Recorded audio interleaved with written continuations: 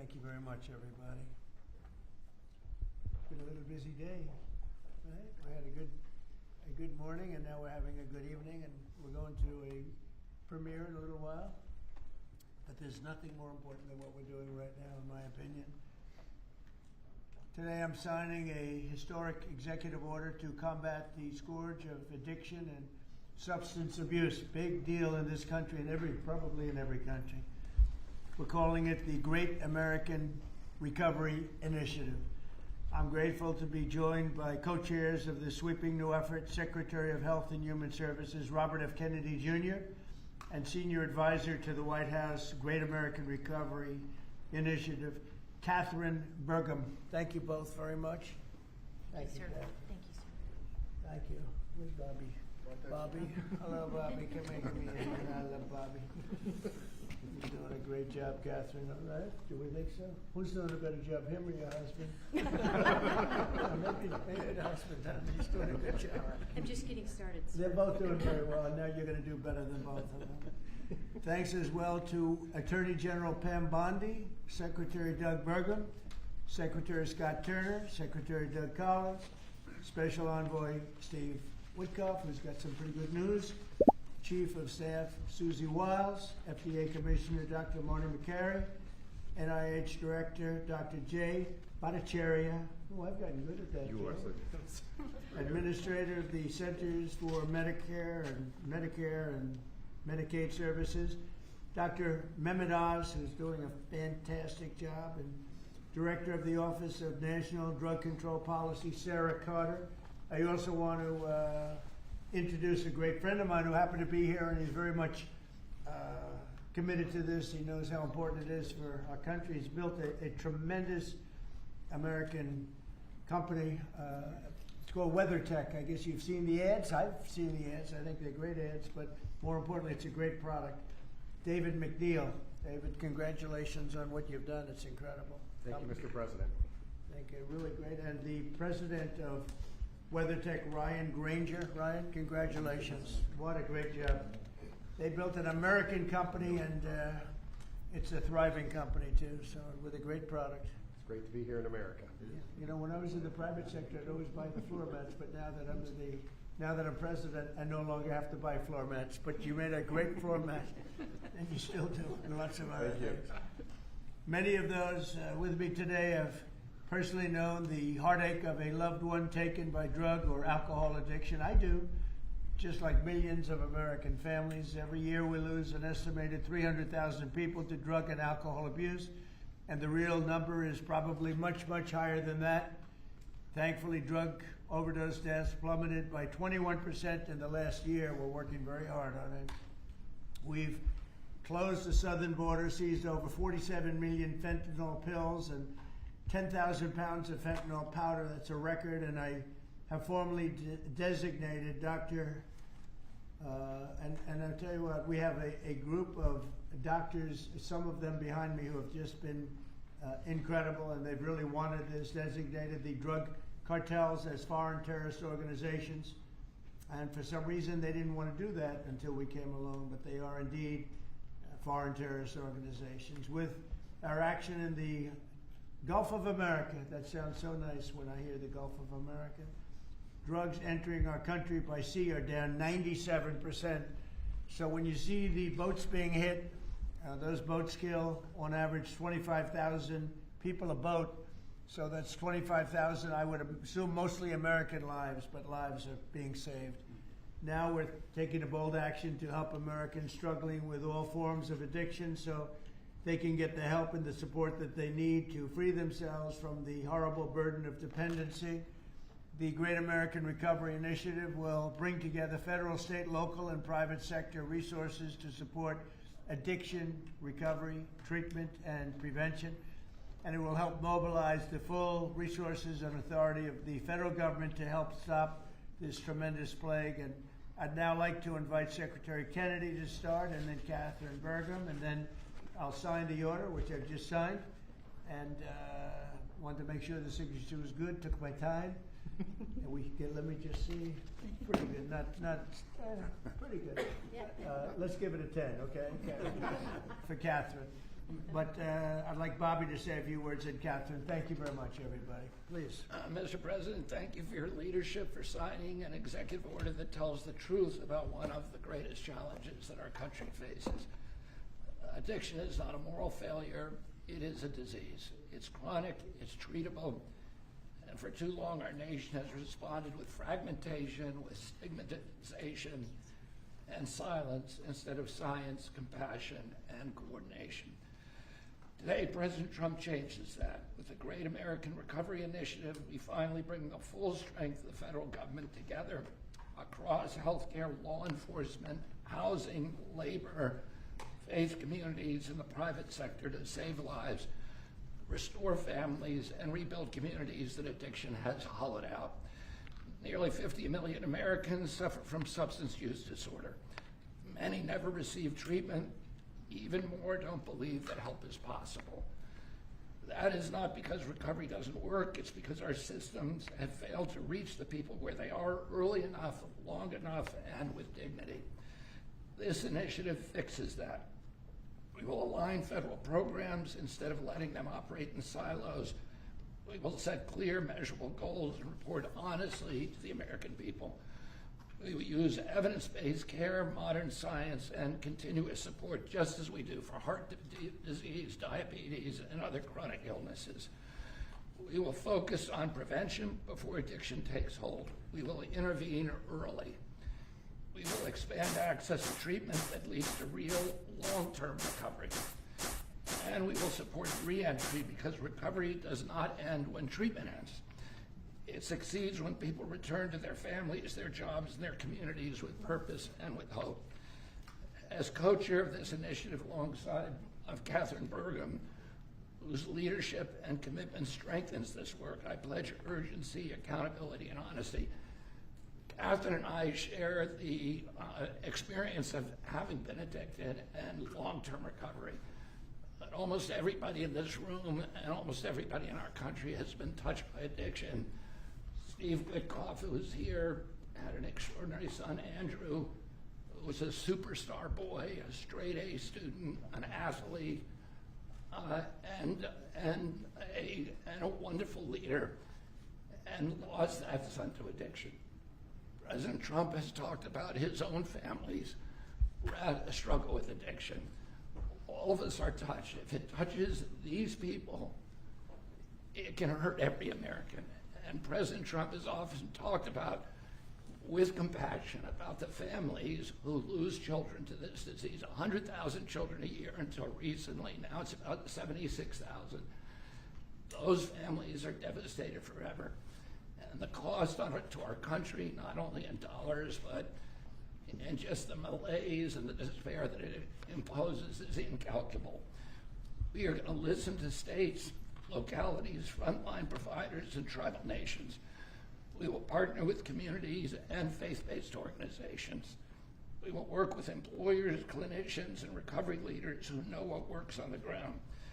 President Trump has already acted decisively, securing the border against deadly drugs, signing the Halt Fentanyl Act, strengthening treatment programs, expanding access to naloxone, medication-assisted treatments, and investing billions in prevention and recovery.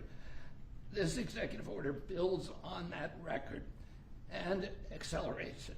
Recovery is not a side issue, it's an economic issue, a workforce issue, a family issue, a national security issue. When Americans recover, communities grow stronger. When families heal, children thrive. And when we confront addiction with courage instead of complacency, we reclaim the promise of our country. This initiative is about life, it's about responsibility, and it's about building a great American recovery together. With this executive order and with major announcements that I will announce next week, we are taking decisive action to make America healthy again. Thank you, Bobby, and great job. And you're doing a fantastic job. He's doing a fantastic job. And I saw his wife yesterday, and she confirmed that he's doing a fantastic job. So she's on your side, you know that. She's great. And Oz, thank you for being here. We appreciate it. Catherine, please, go ahead. Thank you, Thank Mr. President. Thank you so much. Your leadership today relative to this announcement about the Great American Recovery is a gift to all Americans who are suffering from the brain disease of addiction. I also want to thank First Lady Melania Trump for her leadership during your first administration, and now the work she's doing championing youth and children, especially related to foster care, where early trauma and instability are often consequences of the disease of addiction. Addiction touched this administration in real and profound ways. President Trump, you've openly spoke about your brother Fred, whose struggle with addiction shaped your life and your understanding of this disease. And Susie Wiles carries the lived experience of her father, the late, great Pat Summerall, whose recovery journey became a source of hope for millions. Vice President Vance has shared his story of his mother's battle and recovery. And as Secretary Kennedy just said, he brings his own lived experience, proof that recovery is not theoretical, it is possible. These stories matter because they are not isolated. They reflect the reality of the over 190 million Americans, that's half our nation, who are impacted in some way by the disease of addiction. And I am one of them. I started drinking in high school, and I was a blackout drinker from the start. For 20 years I struggled, relapsing constantly starting over, constantly trying to stay sober and failing. And I reached a point where I truly did not believe there was one single reason for me to keep living, and I was suicidal at the end of my drinking. One day I was out walking alone. I didn't have faith. I wasn't religious, but something in me said I should ask for help. And out loud to no one, because it was just me, I said, I don't know if anyone is there, but I need help. And that was the day I became sober. 15 years later, I found myself somehow standing in front of people as First Lady of North Dakota, thanks to him. But I was asking people to share their stories openly about addiction so we could eliminate the shame and stigma, so more people would reach out for help and more lives could be saved. And today I'm standing here in this incredibly beautiful Oval Office. And if not for the grace of God, I would not be alive today with over 23 years in recovery.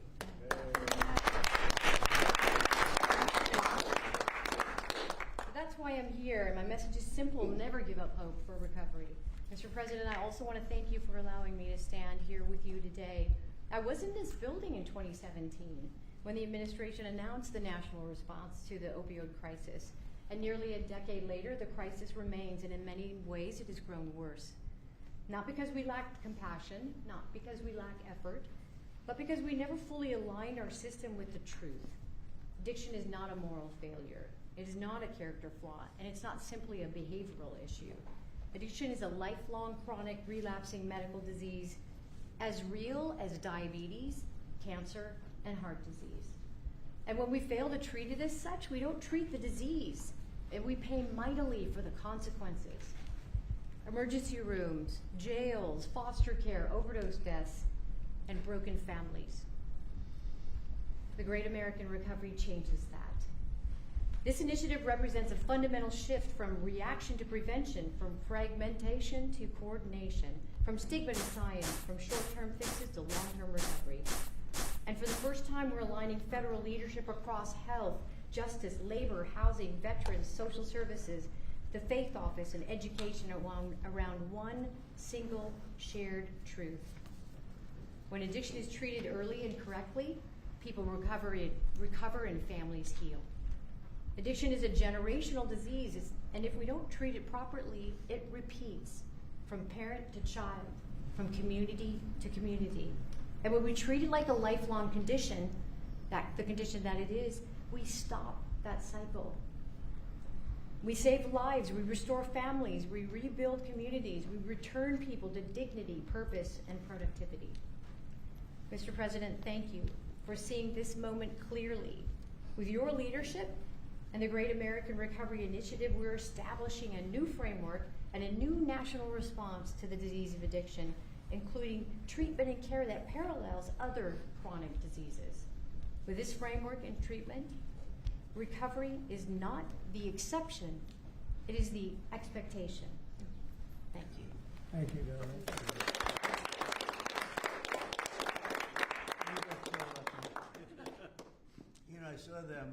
riding horses in a video. And they said, "Who is that?" I was talking about her, not him.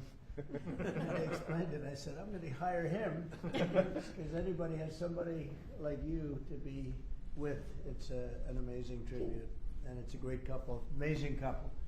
And she's very much a part of his big success. He was a fantastic success, as you know, having been one of the most successful business people. And I saw him campaigning, a great governor, two-term governor. He did a fantastic job, North Dakota. And he's done a great job, and I'll tell you what, Catherine's a very big part of it. I see it. It's just really one of the fantastic couples. So I appreciate it. What a beautiful job you've just done. And I'm going to give this to you, and you can figure out what you're going to do with Bobby, you know.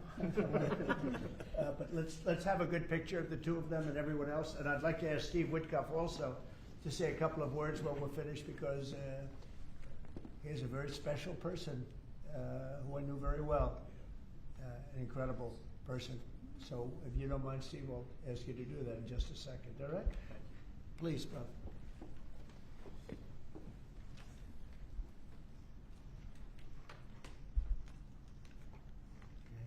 Thank you very much. Thank you, sir. Thank you. Good job. Thank you so much. Steve, please. The president is doing the same thing to me now that he did to me in 2017. Do you remember, Catherine? Yeah, we were sitting next to each other. Yeah. Yes. So I want to tell the story about this. So I came to the opioid conference, and the president did not know I was coming because I was invited by the First Lady. And he leaned over, saw me in the aisle, and he looked at me and he said, "Steve," and then he realized why I was there, because I had lost my son Andrew, and the president was an incredible friend when I lost him. I lived in his building at 502 Park Avenue, and I remember when him and the First Lady came, and I talked about this all the time.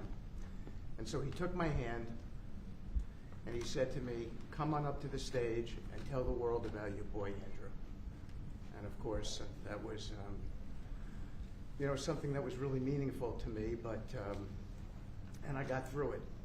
And I talk about it all the time. I talked about it on the campaign trail and so forth. He is a very special man.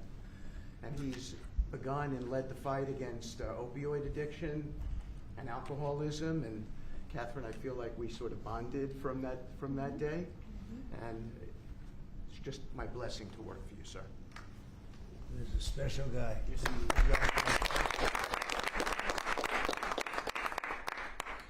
He and a group of people, Jared helped and others helped. Steve, Peace in the Middle East, and we're there. Yes. A couple of little flames, but they're very little by comparison, and they'll go out quickly. Yes. They're already going out.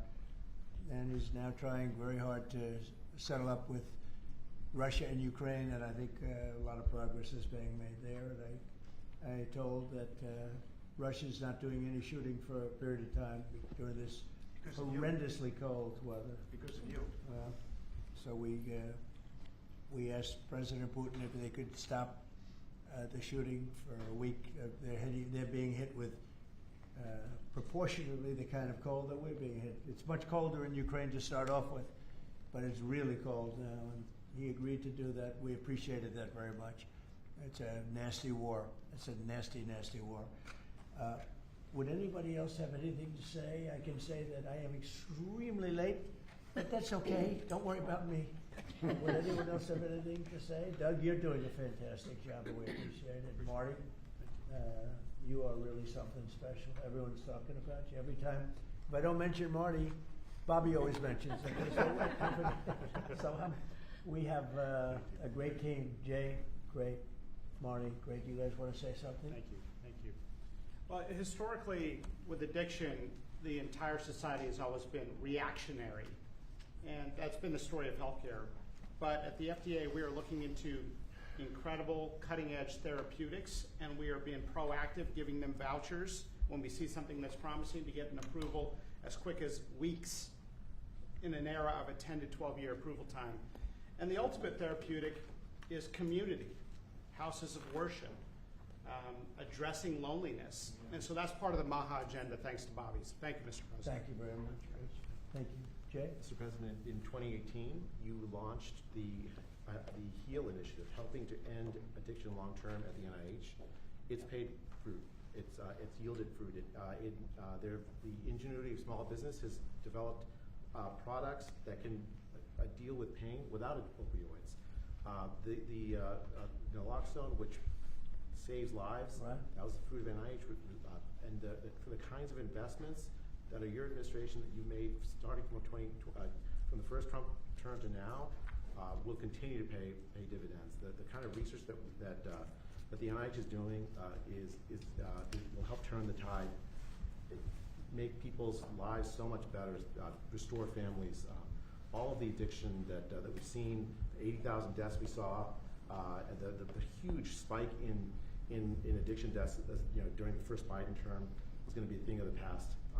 And I'm so proud of you, Marty. And fellas, some great things happening, right? Yeah. Marty, there's really great things happening, I hear.